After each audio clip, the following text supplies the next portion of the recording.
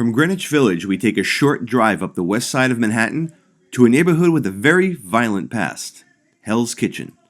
Today, filled with luxury high-rises, brownstones, and tenement buildings, Hell's Kitchen has quite a story to tell. Jimmy Coonan, Vincent Mad Dog Coll, Micky Spillane, Legs Diamond, Owney Madden. The Italian mob wasn't the only bloodthirsty, power-hungry gang in the city.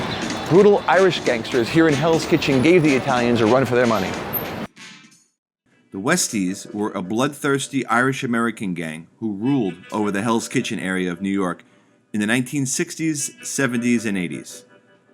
Their reputation for violence was so extreme that former district attorney and mayor of New York City, Rudy Giuliani, labeled them the most savage organization in the long history of New York.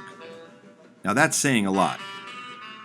According to the NYPD Organized Crime Squad and the FBI, the Westies were responsible for as many as 1,500 murders between 1968 and 1986. But the Westies and the Italian Mafia often worked together. Here's one story of how back in February of 1978, the Westies nearly changed gangland history, and how a few glasses of Irish whiskey ended up saving a powerful New York family from destruction. It was the Irish gang's legendary propensity for extreme violence that originally brought them to the attention of the Gambino crime family. In police wiretaps, Mafia bosses were heard to refer to the Westies in glowing terms.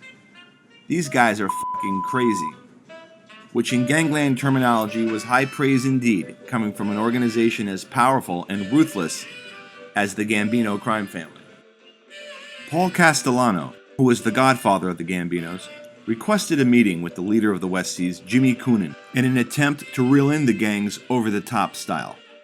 The meeting would take place at Tommaso's, an Italian restaurant in the Dyker Heights/Bensonhurst section of Brooklyn that was just 2 doors down from the Gambino headquarters. But Coonan wasn't top dog of the Westies for nothing, having crowned himself leader after he assassinated the previous boss, Micky Spillane, and also having multiple other murders to his credit. Coonan didn't trust the Italians, and so he brought along his chief enforcer, Mickey Featherstone, as a backup. But this wasn't going to be the only surprise Coonan had in store for the Italians, as he had assembled a team of Westies in a nearby building armed to the teeth with grenades and machine guns, and ordered them to go into the restaurant and kill every last man inside of it if he and Featherstone didn't emerge from the building in 2 hours. As the meeting began, the Gambinos began to question the Irish mobsters about 2 very important loan sharks who were working for them that had been murdered. Coonan denied any involvement, even though this was an outright lie. Castellano, seemingly happy with this response, then suggested that the Westies should come under the protection of the Italian mob, but under the condition that they stop acting like cowboys. Coonan, seeing an opportunity to increase his profits and power, decided to make the deal. And so, an historic deal was struck to allow the Mafia to take a small percentage of Coonan's profits.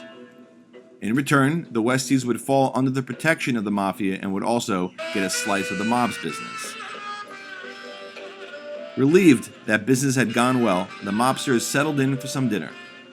As the 2 sides began to enjoy their meals and wines, Coonan became lost in conversation until he suddenly looked at his watch and realized that it was past the time for his hit squad to enter the restaurant and massacre everyone inside of it.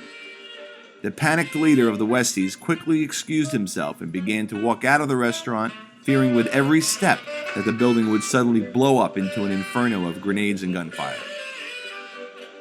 Once Coonan was outside, he rushed to the place where his Westies gang was assembled and found them drinking whiskey with guns and grenades at the ready. When the Irish mobster asked where they had been, he was told that his hit squad had decided to wait a few more minutes and have another whiskey just in case. Little did the Gambinos know that they had narrowly escaped from being wiped out by a hair's breadth, or in this case, by just a couple of glasses of Irish whiskey. The 596 Club, on the corner of 10th Avenue and 43rd Street in Hell's Kitchen, was the establishment owned by Jimmy Coonan where the loan shark working for the Gambinos, Charles Ruby Stein, was brutally murdered. Today it's called Mr. Big's Bar and Grill, but back in 1977, Stein was lured into the club for a drink. but after he was inside, the front door was locked and the blinds were shut. A hitman emerged from the kitchen and shot Stein dead on the spot. His body was dragged into the restroom, where Coonan gave his associates a demonstration of the fine art of dismembering. Stein's body was later discovered stuffed in trash bags and dumped into the East River. The gang also reportedly kept jars of severed fingers from the victims behind the bar. Before the Westies came to power, Irish gangsters such as Legs Diamond, also known as Gentleman Jack, the infamous Vincent Mad Dog Coll, who was Salvatore Maranzano's deadliest assassin, and Owney Madden, who owned the legendary Cotton Club up in Harlem, ran Hell's Kitchen.